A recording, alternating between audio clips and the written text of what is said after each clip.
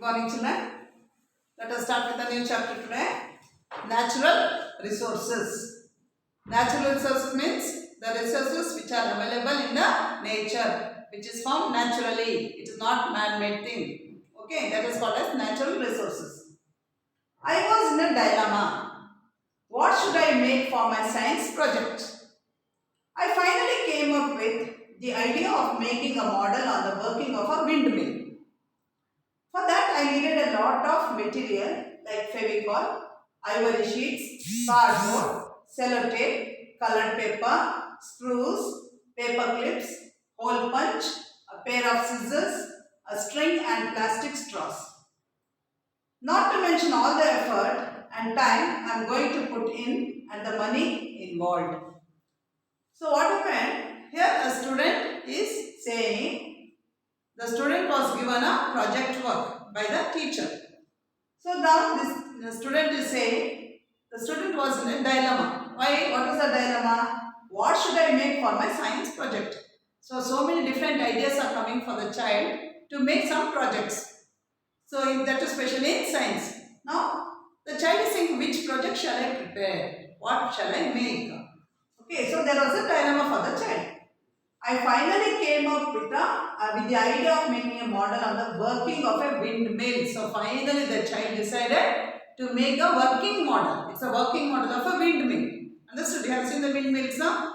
As the wind blows, you see that like a fan it will be rotating, isn't it? So that way the child got an idea. So I have to make the working model of a windmill. So to make that working model of a windmill, the child requires so many materials. So what are the materials required? For that, I needed a lot of material. Like what are the materials? Fevicol, ivory sheets. They require a sheet also. Ivory sheets, cardboard, sellotape, colored paper, screws, paper clips, hole punch, a pair of scissors, a string, thread, and plastic straws. All these things were required to make what? The model of a windmill. Not to mention all the effort and time I am going to put in and the money involved. So I require more time for all these things and more money because materials are also many, isn't it? So the child requires more money also to buy all these materials. At the same time, to make that it requires time. Okay. I will have to go to the market to get all this stuff. So what the child has to do? The child has to go to the market to get all these materials. Alas, it's a government holiday today. Now the child remembered, oh, I have got time. Why? Because it is a holiday today. I can go with my parents and get all the materials. How will I finish my model if I don't have these resources? Now the child is thinking, if I don't have all these materials, how will I make this model? Okay, then the child is remembering it was a holiday, so the child can go and buy the materials. A resource is defined as something that can be used for the benefit of a person, an organization, or the entire nation. So what is a resource? A resource means what? It is defined as something that can be used. So it is something, a material which can be used for benefit of a person to get something good for a person. An organization, it's not only personal, it can be for any institution, for any organization or the entire nation. If the whole nation is also enjoying, then that we call it as a resource. A resource means it is a material which is very useful to everyone. Understood? Which is available naturally. That will be a natural resource. A natural resource is something that is obtained from nature and can be used to satisfy human needs. So what is meant by a natural resource? It is also a source which is got from the nature. You are not making it. Man is not making it. It is directly got from the nature and it can be used to satisfy human needs. Whatever you want to get. Now for example, you want to get food. From where you get food? It's from the nature, isn't it? Now you are getting air. From where you get? It is from the nature. You want water. It is also got from nature. So that is what is said. That is all called as a resource, which is there in the nature and which will be useful to man and other living Now, examples of natural resources would be oil, timber means wood, minerals like iron, aluminium, gold, etc. Wind, water and sunlight are also natural resources. I told you the air, water and all that. They are also natural resources. So oil, timber, wood, minerals like iron, aluminium, gold, silver, all these things come there. Okay. Wind, water and sunlight are also natural resources. Even living things like herds of animals. Many different types of animals. Okay, herds of animals. Flocks of birds. Herds of animals means group of animals. Flocks of birds. Again, there also it is a group. Flocks of birds. Schools of fish. So, the group of fish is called as the schools of fish. Grasslands. Wherein you see more and more number of grasses grown. Grasslands and forests can be considered natural resources. Why? Because this is not made by man. Are you able to do? Herds of animals, flocks of birds, schools of fish and all. Are you able to do? No. It is found naturally. So grasslands, forests can be considered as natural resources. Natural resources are not man-made and are present in the earth in their natural form.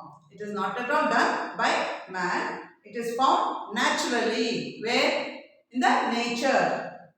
Natural resources need to be converted into finished products so that they can be used by us. So directly we cannot go and get the natural resources. For our any work, what we have to do, we get it from nature and then we have to convert, we have to change it to whatever we want. Okay, that is the meaning here. Natural resources need to be converted into finished products so that they can be used by us. Natural resources can be broadly classified as exhaustible resources and inexhaustible resources. So, this natural resources converted out, it is changed into two types. We get it into two types.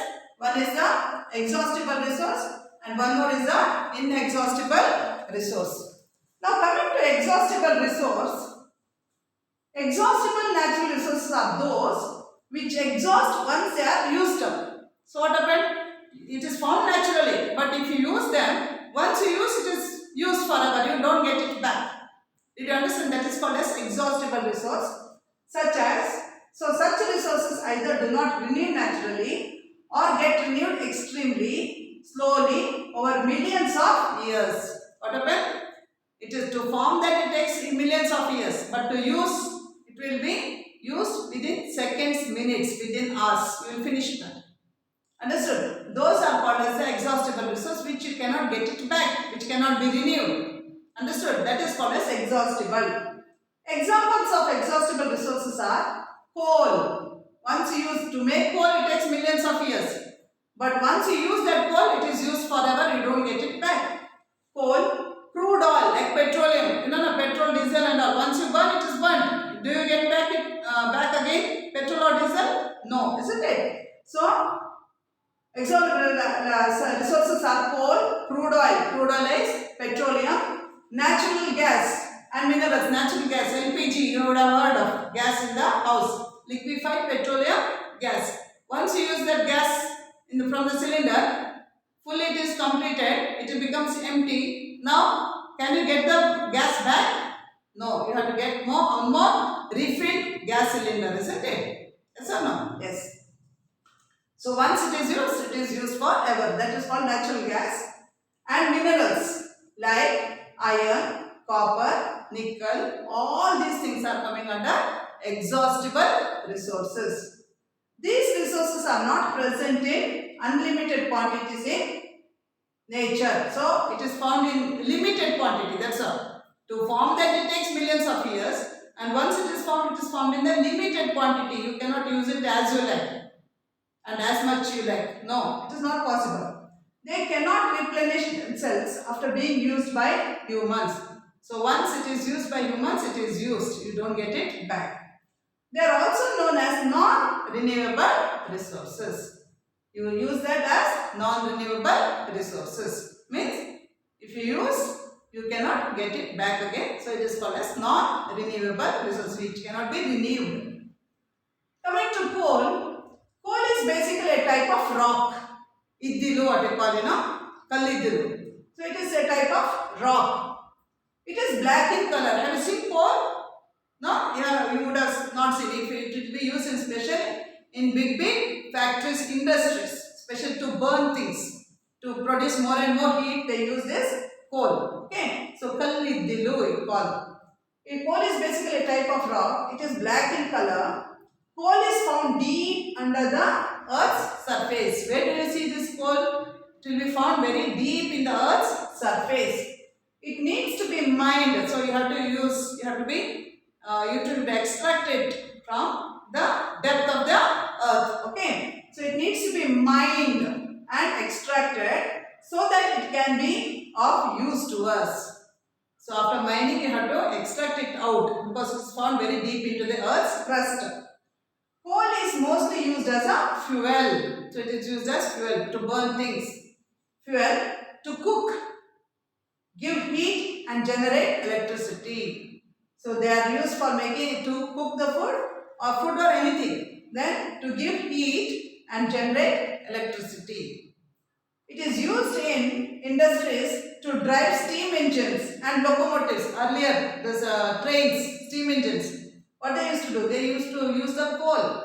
So in the front engine part of they used to keep this, a big furnace will be there. And for furnace to heat that furnace, what they do? They use the coal, and in that water will be there. So once this coal starts heating, what happens? It heats the furnace. And through the furnace, it is connected to water pipe. So you see what happens? It will be heated, the water gets heated and then the steam comes out with a force. With a force the steam comes out. So when the steam comes out, due to that what happens? The train can move, creating a pressure which wherein what happens? The train can move. Understood? That is called a steam engine. But nowadays electrical and diesels, right? So here see. It is used in industries to drive steam engines and locomotives for some automobiles. That means locomotives means which helps in movement. And in the manufacturing of steel, even in manufacturing of steel, what is required? They have to melt all these alloys, isn't it? So to melt what happens? They require more and more heat. So who is going to produce more heat on burning? It is coal. For that, they use in manufacturing of steel. It is also used as a feedstock for the smelt various metals. Feedstock for like alloys, they are used for alloys, especially for some metals. Okay, why? Alloys means what? It is a mixture of two metals which has to be melted. To melt what happens? The heat is required. For heat to produce what happens? They use this coal. Clear? Now coming to petroleum. Crude oil or petroleum is a yellow to black liquid found under offshore seabeds. So crude oil means or petroleum. It's not petrol, it is petroleum products. How it will be? First it is a yellow to black liquid found under offshore seabeds. Offshore seabeds, inside the sea you find this. Understood? Petroleum is formed when large quantities of dead marine plants and animals are buried under the seabed and subjected to intense heat and pressure. So how this petroleum is formed? What is petroleum actually? It is nothing but the dead marine plants and animals. Dead marine means what? The plants and animals which are found in the sea. Okay. These plants and animals which are found in the sea, once they are dead, what happens? They go to the sea bed. They go down to the bed. The depth of the sea. Under the sea. What happens? They go on depositing. And when they go on depositing there for millions of years, what happens? The heat and all that things will be falling on them. So what happens here? See, petroleum is formed when large quantity of dead marine plants and animals. Marine means sea plants and animals are buried under the seabed and subjected to intense heat and pressure. So there is lot of heat and pressure created there that will be absorbed by these plants and animal products, which is further converted into petroleum. It is extracted through drilling. How are they extracted from the sea? Through drilling. They put big pipes. Now you have seen bore wells, like that. They make big drillings there and put big pipes. So petroleum is refined to produce petrol and diesel, which are most commonly used to run automobiles. So what happened? They are refined. First it is in the form of crude oil, means all the impurities, everything will be mixed in that. Now from that, the pure petrol has to be taken out now. So for that what happens, you see, it is refined. We call that as refining. Means from crude oil you are getting the pure oil. From crude to pure, that is called as refining. So petroleum is refined to produce petrol and diesel, which are most commonly used to run automobiles, ships and aeroplanes. Automobiles means all the vehicles. Even in ships they use this oil, petrol and diesel. And here in aeroplanes, white petrol. Where aeroplanes they use white petrol. So coal and petrol are together referred to as fossil fuels. Their reserves are limited. So coal and petrol, we call them as fossil fuels. What are fossil fuels? It is the plant and animal products which are buried in the soil, which escape decaying from millions of years, wherein they have got more and more heat energy which is absorbed by them, and that is already there, which will not get decayed. Okay, from millions of years back it is there, buried in the soil, which has escaped decaying. So that we call it as the fossil fuel. So petrol and diesel, coal, all that comes under fossil fuels. So their reserves are limited. That means you don't get it whenever you want, to whatever quantity you want. It is found in limited quantity. So whenever you use them, you have to be very careful. Why? To form this it takes millions of years, but to destroy within us. Did you understand? So you have to be very careful in using the exhaustible resources. Did you understand? As it is found in a limited quantity. So let me stop it here, children. We'll continue in the next class. Thank you.